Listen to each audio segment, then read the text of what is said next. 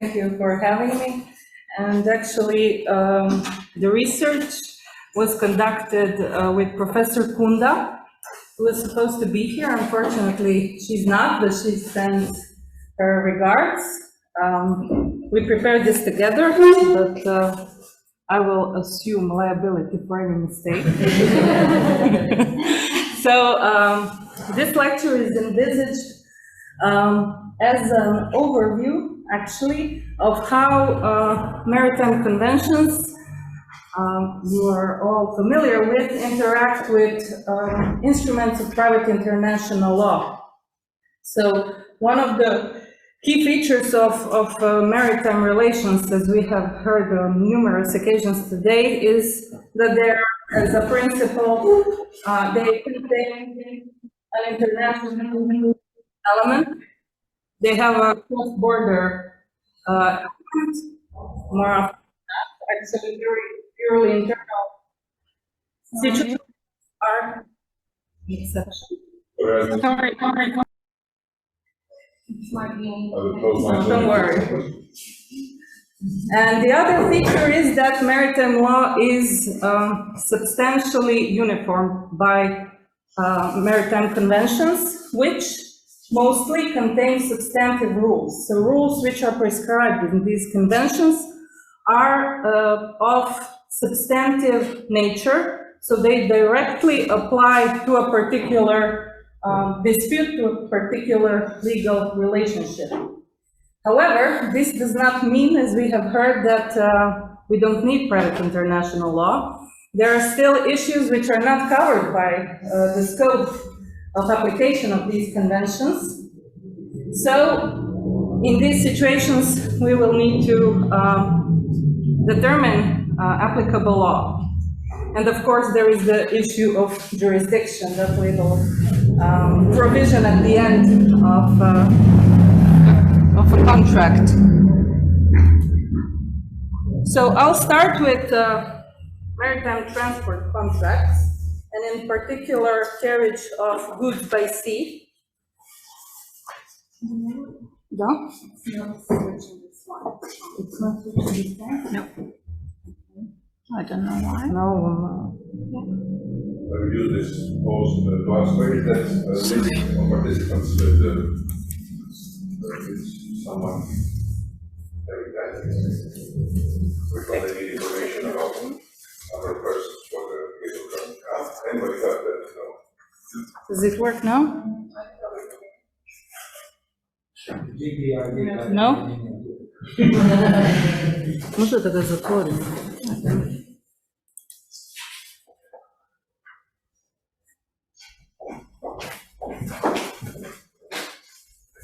Kako je sad?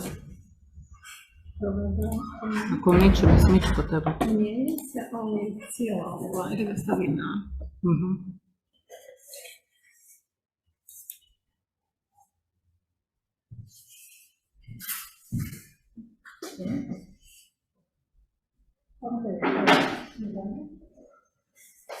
Does it work? Yeah. Okay, so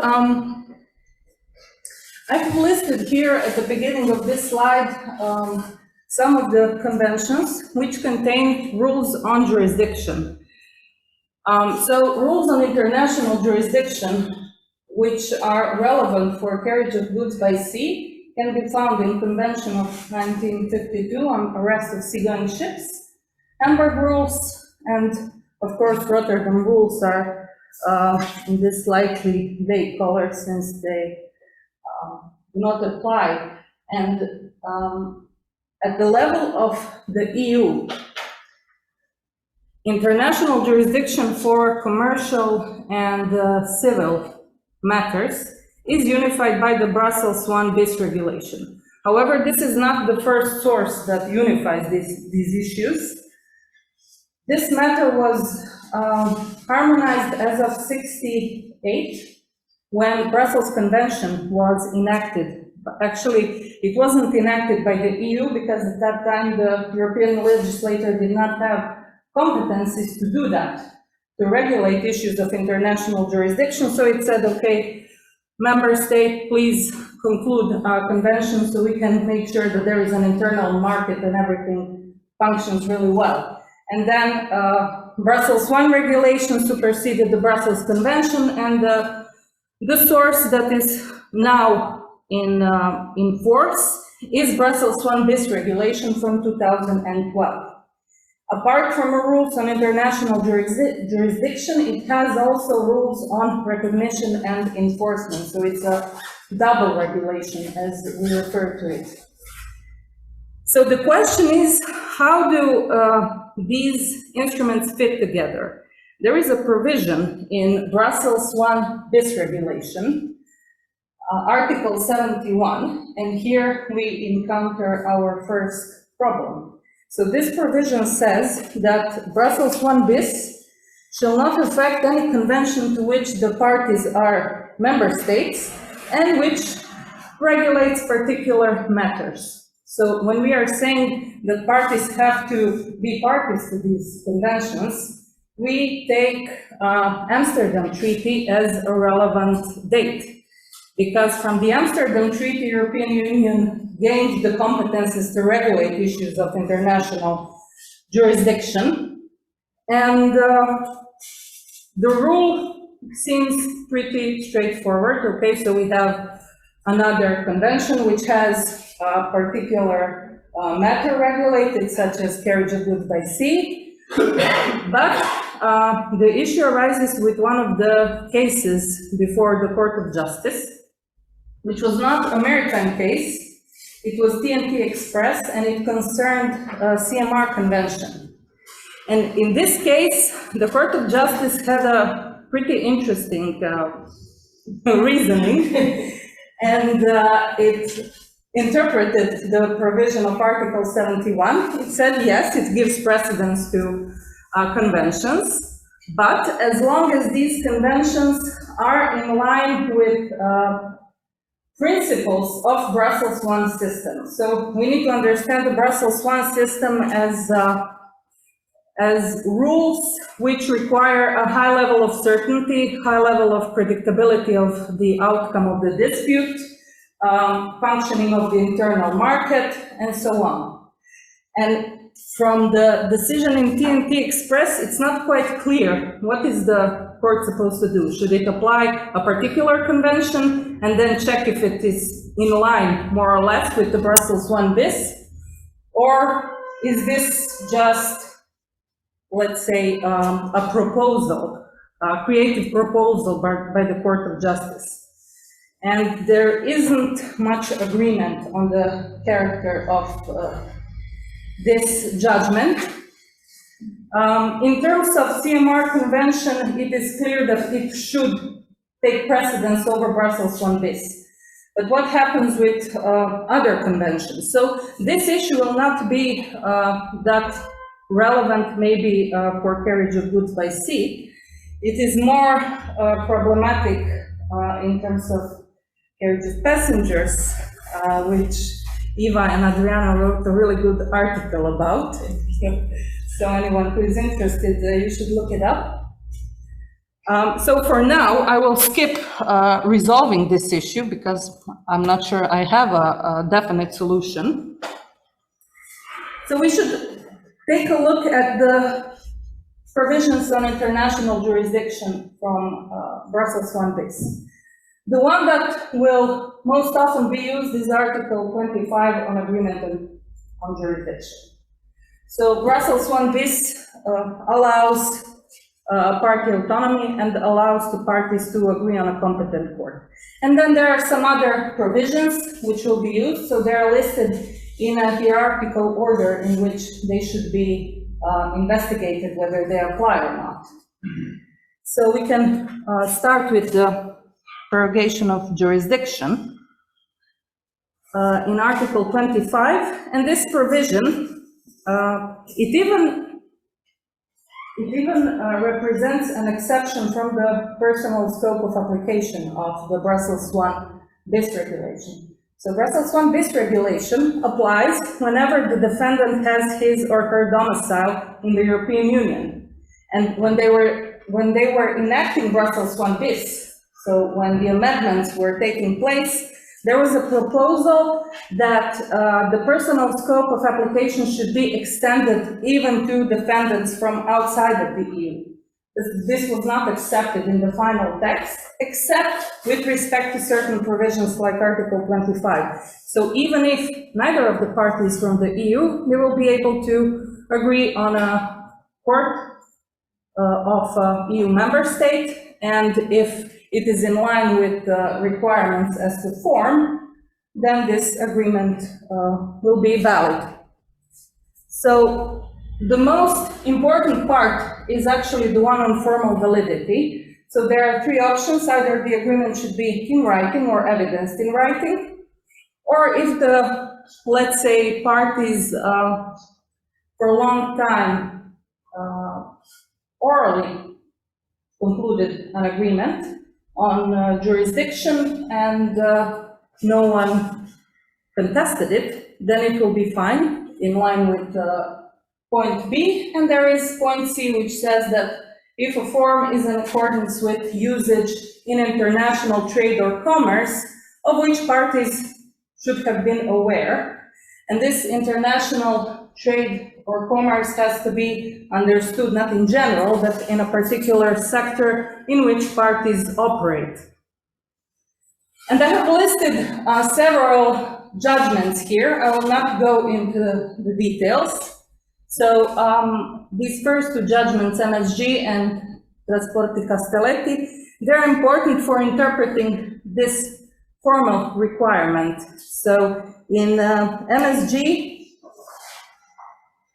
was an inland waterway transport cooperative based in Germany, and Le Gravier was a company in France, registered office in France, and the case concerned compensation for damage which caused to the inland waterway vessel which MSG owned and had chartered to this other company.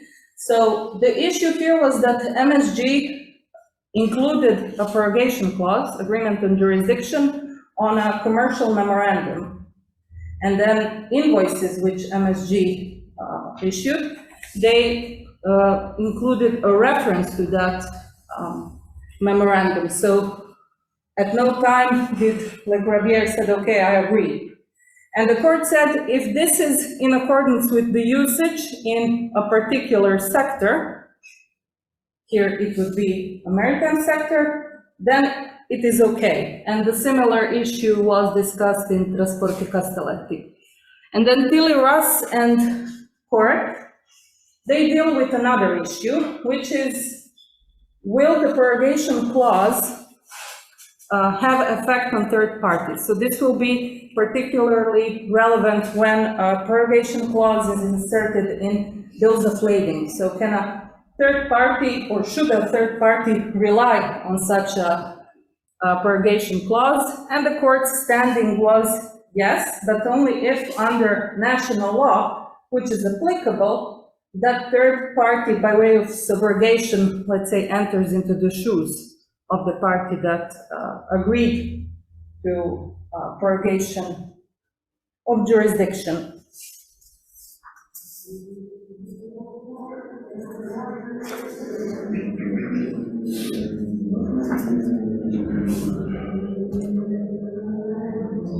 Okay, what happens if parties did not agree on a competent court? So the next provision would be submission to jurisdiction, actually, so tacit prorogation, but it demonstrates no particularities in maritime sector, so I've just skipped it.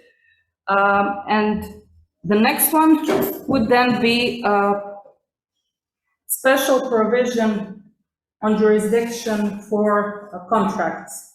And this is contained in Article 7, paragraph 1 of the Brussels 1 bis regulation. So, Court of Justice has provided a Euro-autonomous definition on the concept of matter related to a contract. What does that mean? It means that national courts should not rely on their national understanding of a contract, but they should use the autonomous qualification rendered by the Court of Justice. And it says that a contract is any situation in which one party freely assumes obligation towards the other, which is a more broad concept than, for instance, in Croatian national law, because unilateral promises would also be covered by this provision. And if we look at the contracts for carriage of goods by sea, definitely there is a situation in which a consignor or a consignee is instituting the proceedings against the carrier. This will be qualified as a contract. And there are cases before the Court of Justice in which the court had an opportunity to define the limits when a contract for carriage of goods will not be, let's say, subjected to this rule. And one of these cases is Reunion. So what happened in this case? A container of fruit was being carried from Australia to Rotterdam, and there was a defect in cooling system, so the owner of the goods decided to ask their insurers to pay them, and then the insurer sued not the carrier with which there was a bill of lading, but the actual carrier. And the Court of Justice said that this will not be characterized as a matter relating to a contract, because there was no freely assumed obligation between the insurer and the actual carrier. Instead, this would fall into the non-contractual liability provision, which is Article 7, Paragraph 2 of the Brussels 1 bis, and which contains place where the harmful event occurred as the relevant jurisdictional criterion. So in that case, the court explained that the place where the damage has occurred is actually the place where the goods were supposed to be delivered, where the goods were delivered. And if we turn back to Article 7, Paragraph 1, so in matters which will be covered by the scope of this provision, there are actually three parts of provision. So the point A says that in matters relating to a contract, the relevant place will be the place of performance of the obligation in question. And then the place of performance is concretized for two most common types of contracts, and these are sale of goods and provision of services. And carriage of goods by sea would fall into the ambit of provision of services. We have autonomous definition of provision of services as well, and it's quite broad. The court said that whenever one party performs an activity and then gets remuneration, this will be a provision of services. Under Article 7, Paragraph 1, parties may agree on a place where the services will be provided. So in terms of contract of carriage by sea, they can define where the goods will be delivered. Parties can do so using ad hoc clause, or they can use standard terms like Incoterms. But not all Incoterms are of such nature that the place of delivery of goods will be able to identify it. But if it is, for instance, free on board Incoterms, then it will be used as a relevant factor for determining where the provision is actually, where the service is actually being provisioned. And this derives from Article from Judgment Electro Steel. However, if parties agreed on a place of provision of service and then the actual place is somewhere else, then the actual place will prevail. And what happens if parties did not agree on a place of provision of services. So the provision in paragraph B says where services were provided. So what do you think? How would we fix the place of provision of service in case of carriage of goods by sea? Now, I don't have an exact answer, so any guess would do. So there are a few options. We can borrow a Court of Justice's standing in some other cases, which are not from maritime law. So one of these cases was a case in which a commercial agent was suing because the contract was terminated too early. And the commercial agent provided his services in several member states. And the issue is, where can he sue? So the Brussels I system doesn't like having too much competent courts, because that would generate not so fortunate event that there are two concurrent proceedings in various member states. So you can have some options, but not too many. And the court said that in such a case, if the services are being provided in multiple member states, then we should look for a place of main provision of services. And how do we determine it? We have to look at the time. The time in the sense how long the service was being provided in the territory of which state, and the quantity. So I'm not sure that this would function very well in the carriage of goods by sea. So another option would be looking at place of receipt and the delivery. And this is from a case which concerns air transport of passengers. There was a guy who was trying to get from Munich to Vilnius, but his flight was late, and he sued the carrier. And again, the court had to apply the paragraph B of Article 7, paragraph 1, and the court found that in a contract for the carriage of passengers by air, the relevant places for providing the services are the place of actually arrival and departure, because the most relevant elements of that contract are being, let's say, performed there. When the passengers are being checked in, when they're being embarked on a plane, and so on. And then there is a third option, which is a place of delivery. So even though we are talking about carriage of goods by sea, so provision of services, in cases in which the goods were being delivered via carrier, the court found that for the interpretation of point B, that the first indent, so sale of goods, the relevant place is where the goods will be delivered. So it makes sense to use this interpretation in this case as well. And for me, that would make sense of all of these options, but there is no definitive answer, so the court didn't have opportunity of clarifying this issue. And apart from the special jurisdiction, there is also a provision on general jurisdiction, and those two are complementary. So the plaintiff basically can choose.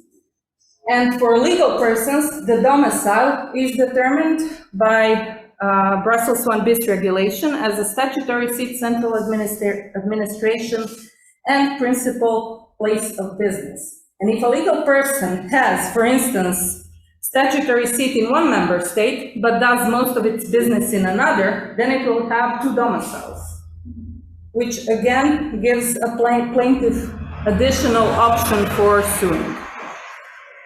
And I thought that in the context of maritime transport, Article 8 would also be relevant. So Article 8 is a provision on multiple defendants. And it says that when there are more than one defendants, they can all be sued before the domicile of one of them, as long as the actions are connected and it is more expedient to have one proceedings and hear them together. And according to the case law, this provision can be used in situations in which characterization of claim towards these two defendants is not the same. So if a claim towards one defendant is of contractual nature and the claim towards the other is of non-contractual nature, this provision can be used as confirmed by a court of justice, which was used in this case. Danish Supreme Court decided that this provision can be used against carrier and actual carrier. So when there is a contractual claim against the carrier and non-contractual claim against the actual carrier, they can both be sued before the courts where one of them has his or actually his domicile. Okay, what about applicable law? Okay, I think this stopped working.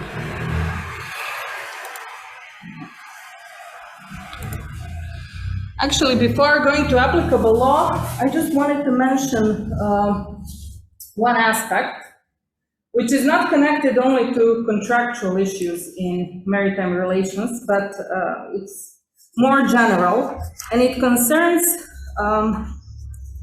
something that I think is a hot issue now, maybe, in maritime disputes, I don't know.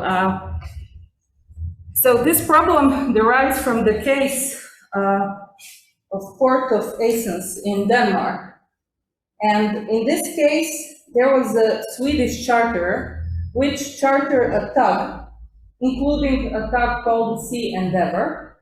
And this Swedish charterer provided liability insurance. And the tug caused damage to a quay in Denmark. And the contract between the Swedish charterer and the insurance company contained a clause on competent court and applicable law. So what do you think it said? Okay.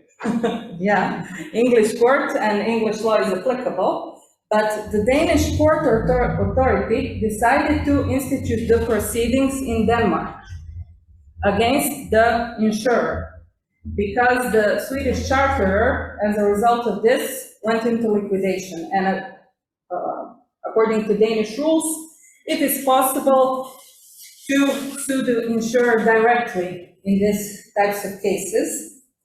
And insurers were not too happy about it. They relied on the prorogation clause and said that English law should be competent. But the Danish court dismissed these claims and allowed for the proceedings to be brought in Denmark. And this decision caused quite a stir, because it was, the concern was that this will affect the P&I clause, and it is something that is already happening. So there are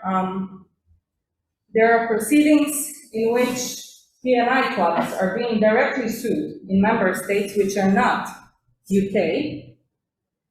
And the thing is that UK courts would in past use anti-suit injunctions to stop this kind of proceedings. But in the European Union, it's clear that this is not compatible with the Brussels I system, so it's not allowed. And this is that Court of Justice explained on numerous occasions. Was it that before or after Brexit? This was long before Brexit. Okay. So this was confirmed in maritime and non-maritime cases. The court said that the Brussels I system, it relies on mutual trust. So all courts of member states should trust each other, even if their wrongly assuming jurisdiction, even if they're deciding relying on wrong law, we should trust each other. Yes. Trust me, I know what I'm doing. Yeah, exactly. Yeah, I mean, UK courts still do it, but not with respect to proceedings in member states. There was a case involving a Turkish vessel, IUC, and I think the vessel was grounded in Greece, and there were more than 200 containers. And the charterers commenced direct action suit in Turkey against the shipowners club. And the English court issued an anti-suit injunction, and this was a recent case from, well, not that recent, from 2016, issued an anti-suit injunction, and it was successful. So the proceedings in Turkey stopped, but they cannot do it in the territory of member states. So now there is a different mechanism tried by UK courts to stop proceedings in other member states, but I will leave this for the end of the presentation, which should be soon, okay? So before that, just a few words about applicable law. So as I said earlier, there are a number of conventions which contain substantive rules which will directly apply to carriage of goods by sea. However, for all the issues not falling into the scope of these conventions, applicable law should be determined relying on Rome I regulation. And similarly to Brussels I, there is a provision in Rome I which says that Rome I gives precedence to rules which are already in place, so conventions to which the member states are parties, as long as they regulate a particular matter, as long as they contain conflict of laws rules that regulate particular matter. And now, even though Hague rules, Hague-Visby rules, they are not conflict of law rules, but there is a wide agreement that this is what the European legislator also had in mind when including Article 25. Okay. And the provision on applicable law should be looked in two articles. So the first one is Article 3, which is a general rule from Rome I. It's a rule on party autonomy, and it says that parties can agree on any law. There are certain limitations to such choice, but I will not go into the specifics. There is no requirement as to the form. Of course, it's always wise to have it in writing due to proving purposes, but it's not required. And if the parties do not choose the competent law, choose the applicable law, but here I just wanted to give one general remark. So as for the scope of application of this provision, two types of contracts have to be distinguished. So one are the contracts of carriage, which are based on bills of lading and similar documents, and the other category are charter parties. And the scope of this provision is actually quite broad, and the court said that it should include all contracts, even charter parties, if their main purpose is carriage of goods. And this was the court standing because there are different understandings of charter parties in national laws. So this is how the court solved the case. So under this understanding and recital 22, which gives some guidance on the scope of application of this provision, single voyage charter parties would be included, space space and slot charters. However, bareboat charters will not be included in this provision, so this will fall outside of the scope of Article 5. And applicable law in the case parties did not agree, and parties are agreed to choose any law, and they can also choose a non-state body of law. So if we are talking about a charter party, which is excluded from the conventions that I listed earlier, they can still opt to apply, let's say, Hague-Visby rules under paramount clauses. So this is allowed. But then again, for all other issues, applicable law will be determined based on this provision. And if the parties did not choose the applicable law, then the law of the habitual residence of the carrier will be applied, but only under the condition that either the place of receipt or delivery or the habitual residence of the consignor is also in that country. If this is not the case, then this second connecting factor cannot be applied, and we have to move to the third one, and this is the place of delivery. And if there are multiple places of delivery, this means application of multiple laws. So for the portion of goods that is going towards Italy, Italian law would be applicable, and so on.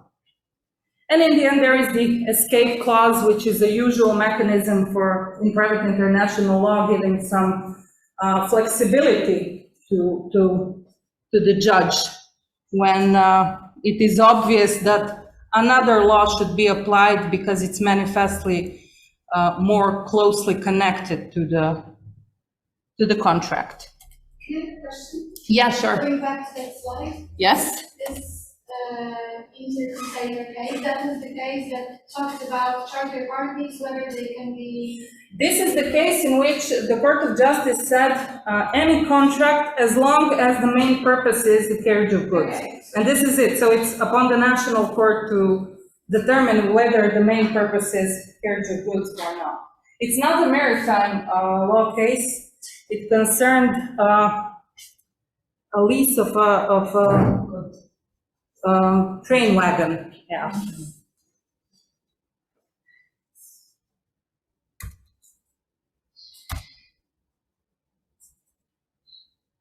What about carriage of passengers by sea? So here we have a problem, which I mentioned. I'm laughing because Eva was giving me instructions and I still don't know the answer.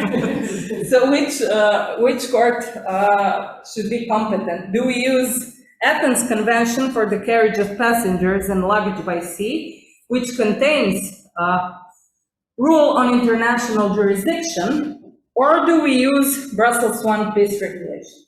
Here the issue is that the European Union actually enacted a regulation by which it incorporated all of the rules from the Athens Convention, except slightly modifying it, except for the rule of international jurisdiction and recognition and enforcement.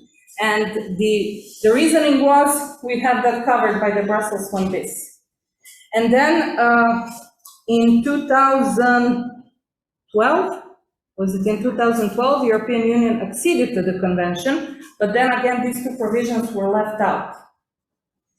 So it is obvious that this convention was in place before Amsterdam Treaty. So it falls into the category of conventions which regulate a particular matter and should be given precedence to. But the issue is, how do we apply the PNT Express judgment in the context of solving the relationship between these two instruments? And I'm not sure what to say. Maybe you have a better idea than me. I think, and I'm not,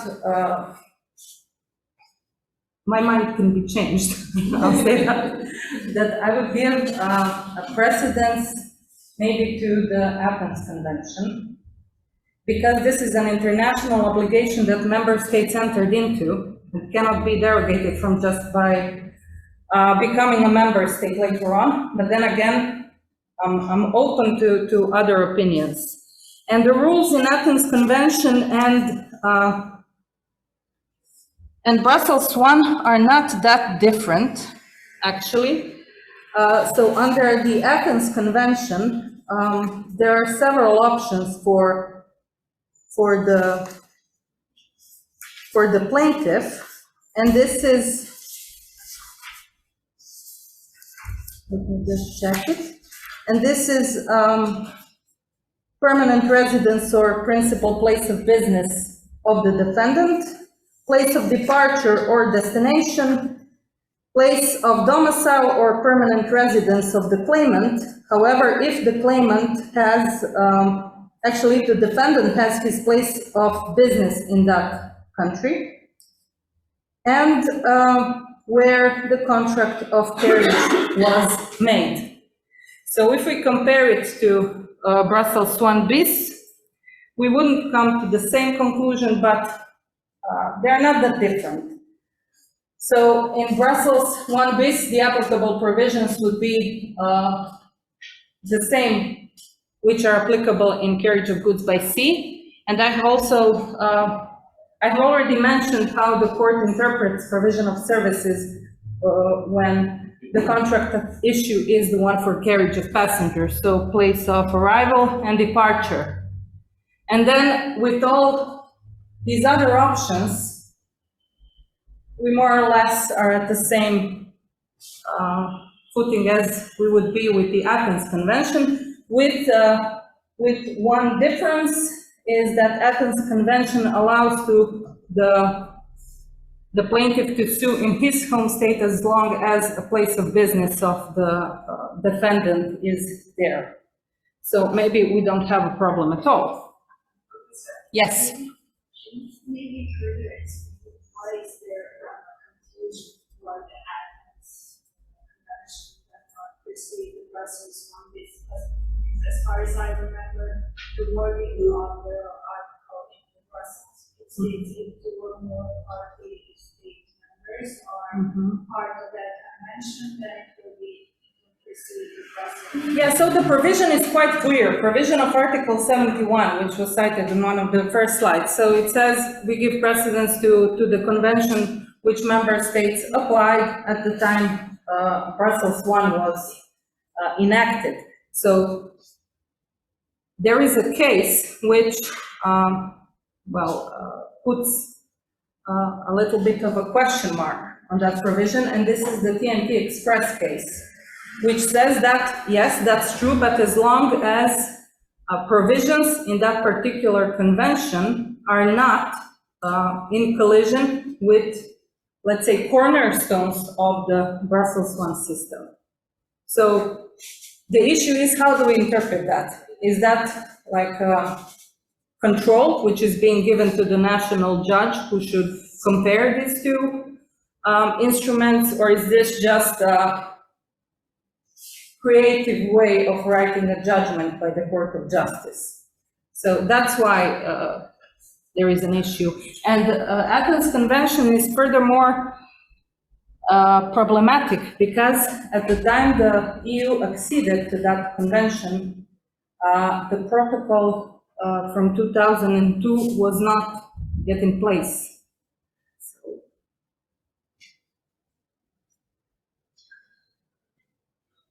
Yeah. Can you repeat the connection between the Amsterdam Treaty and the application of provision Article 71.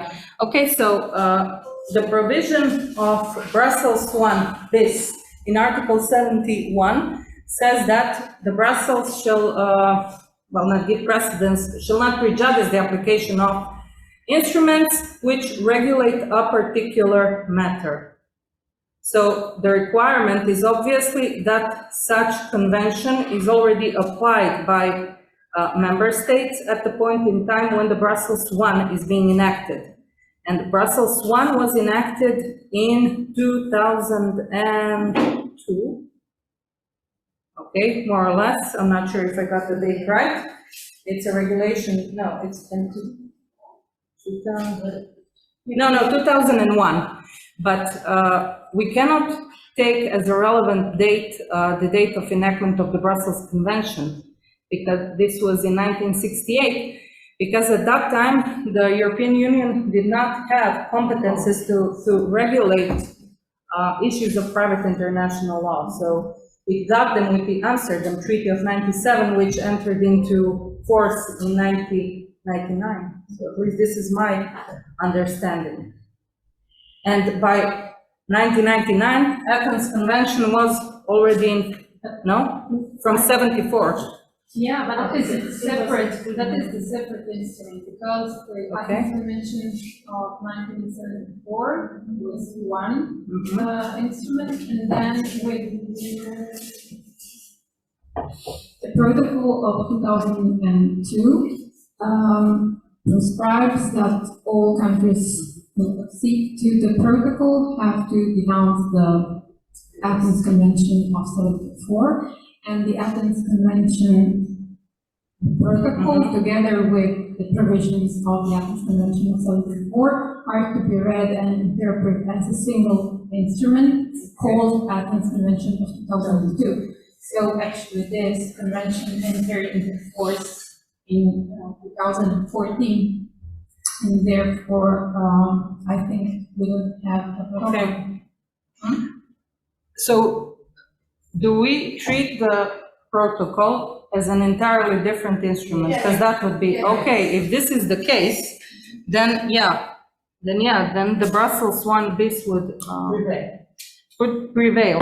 Because under Article 71 of the Brussels 1 bis, this means all conventions and their later amendments.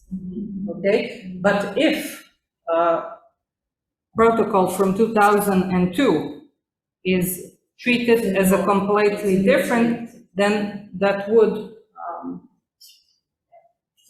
be treated differently. Yeah. So then this would have a precedence. In fact, this was the reason why when EU acceded to the convention, the 2002 protocol, that they on purpose left out the provisions on jurisdiction, because they knew that they are not allowed to contract anything which is not in line with Brussels 1 bis. So that was actually clearly said during the negotiations and preceding the final accession to the. Okay. If you go into the list of state parties to the conventions, all the member states of the EU which acceded to the protocol have this reservation. Okay. Okay, then this settles the issue. So Brussels 1 would apply, and not the protocol or the. So it's easy, actually. It's easy, yeah. I made up a problem. There is a potential problem. With some countries. We're not going to. Why are you looking at me? Stop looking at me. I'm still negotiating accession to the PAL 2002. For 10 years, we are trying to convince the government to access the 2002 protocol with no luck.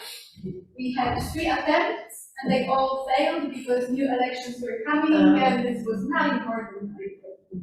Yeah, but not problems in terms of jurisdiction, but other issues, right? We have a They have Athens Convention of 74. Yes, we have a Okay. problem because And the problem with EU law and we have Athens Convention 1974. We are bound by the regulations of EU 2009, and on top of that, EU accessed PAL 2002, which brings consequences to us. But everybody thinks that we are bound by Athens 1974. It's a huge mess.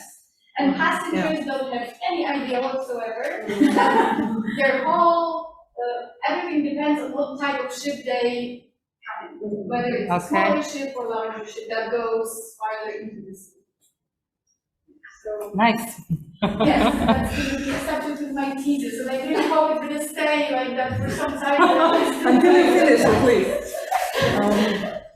Yeah, with regards to contracts of carriage of passengers, I would just like to make one remark. So Article Rome 1 regulation contains a provision on consumer contracts, but contracts for carriage of passengers in general are excluded from the scope of that provision unless they are a package travel. They are considered as a package travel. And package travel is defined by directive from 2015.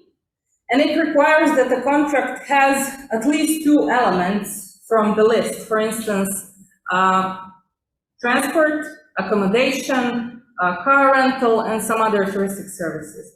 So, for instance, a cruise would be covered by a package travel. However, I'm not sure about the characterization. So, what if a personal injury occurs during a cruise? It would depend on a characterization of that claim. So, would this be something that is covered by the consumer contract? Or is this something that is not characterized as a consumer contract? I think that in English law, there is this concept of implied contract terms. And sometimes even matters which would be non-contractual fall into the ambit of the contract. So I'm not sure. I don't know if you have any ideas about this. If not, I'd like to go to the end of the presentation if I have still a couple of minutes. Of course, yes. And this is the issue of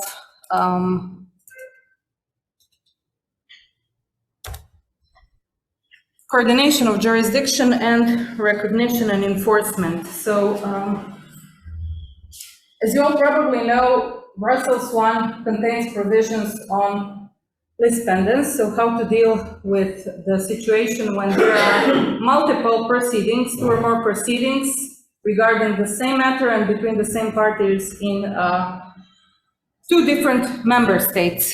And basically, the rule says that the court, which was first seized, has priority in deciding whether it is competent or not. And all other courts have to wait for the decision of that court.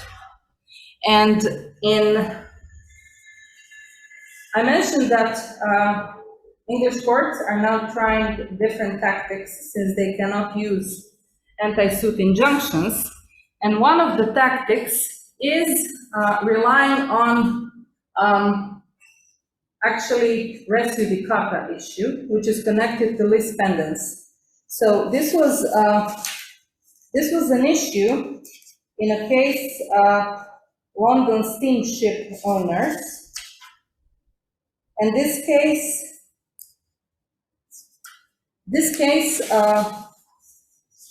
was the aftermath of the Prestige incident.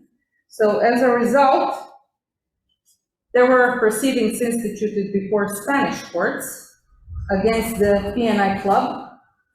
And of course, the London P&I Club claimed that arbitration, there is an arbitration clause, and that all issues should be discussed before the arbitration in London. However, the representatives of the Spain did not appear, and London P&I Club did not appear before the Spanish courts.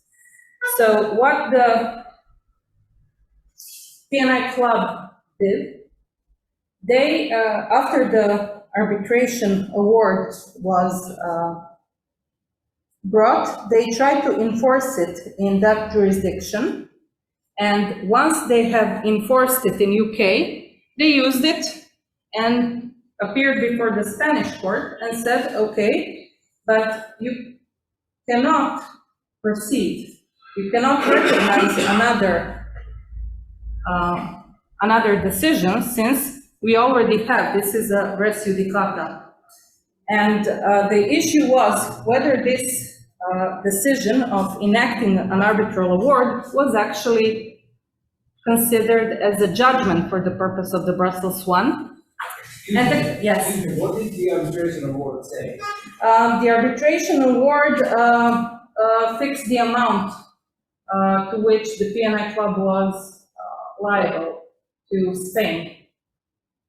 And the Court of Justice said, no, this is not a judgment, because if it were a judgment, then you should have used a lis pendens rule in proceedings in English. So you cannot circumvent the rules which are in place in the Brussels one and consider it as a judgment whenever it is an argument that is useful to you. So it cannot be a judgment, because if it were a judgment, then in the arbitration proceedings, you should have applied the lis pendens rule, since the proceedings were already in place in Spain. Now, arbitration is excluded from the scope of the Brussels 1 bis. That's why they had to enforce it through a court. So this is one of the tactics, but the Court of Justice refused it, relying on lis pendens. So I think I will stop here. Well, Yeah. but Daniela, Yes. one question. Yes. Well, after Brexit, English courts are no longer bound by Brussels one, Yes. right? Yes. They were bound until, I think, 2000 and... To March. actually, end of the year, maybe Or- 2020, there was some... So for all the new cases, are we back to the old situation where English courts can, take priority? they can do whatever, Now they can do whatever they Yes. want. So now all they these can cases- issue anti-suit injunctions. Exactly, Again, so so it's now again, direct claim against the, Yeah. it's no longer an issue. Yes, because they didn't enter into any kind of agreement by which they express their wish to apply instruments of private international law, and that I don't think they will. They always had a specific position, so they could opt out if they wanted to. So, yeah. So now this case law, Yeah. regarding. Yeah, now we're in the position as we were prior to the Back to session. start. Yeah. I think I found that the answer on the package travel there. Okay. And not only the Athens Convention, but all the other. In general? International conventions, in respect of, carriage of passengers. Okay. It's Article 14 of this directive and several provisions in the cycle saying that international conventions are still binding and under those convention compensation can be paid. However, the traveler can ask compensation according to the directive on the package travel as well, and there is a provision on the deduction of the compensation in cases where the passenger seeks the compensation under both instruments. Okay. But would this be a contractual issue, even if it's a personal injury? Yeah, I'm not sure about that. So, who was the operator of Costa Concordia? Costa Crociere or something like that? So if I buy a cruise line using their website, can I sue them relying on Article 6 of Rome 1, which would mean that I can sue them before the member state where I have my domicile? So it's a really favorable jurisdictional rule to the passenger. So that's what my concern is. I Is this the- think maybe Gordon will correct me. I think that, or Ivan, I think that if it's a claim against the contractual carrier, then it's a contract, right? Even though it's a personal injury, and it is regulated under the Athens Convention, which treats the relationship as a contractual relationship. If it's against if actual carrier and contractual carrier are not the same, then we would be in the situation. Actually, the case law, when passengers are concerned, does not make a distinction. It's contractual, at least in private international law, to make it a more favorable position toward the passenger. It's the difference to the organizer, Yes. not the. Yes, yes, tour operator, Tour yeah. operator is a contractual carrier. If you sue them, you can sue them To them under. Package travel. under that directive, yes. Yes. Yes, and it would be a contractual claim, so. Yeah. I think part of the six would be. Yep. I agree. I think. Okay. Okay, thank you for your patience. Thank you.